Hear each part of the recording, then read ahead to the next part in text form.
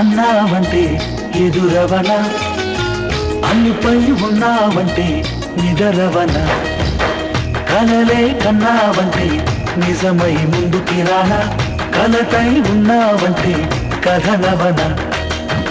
అమ్మలో ఉండే సగం అక్షరం నేనే, నాన్నలో రెండో సగం లక్షణం నేనే.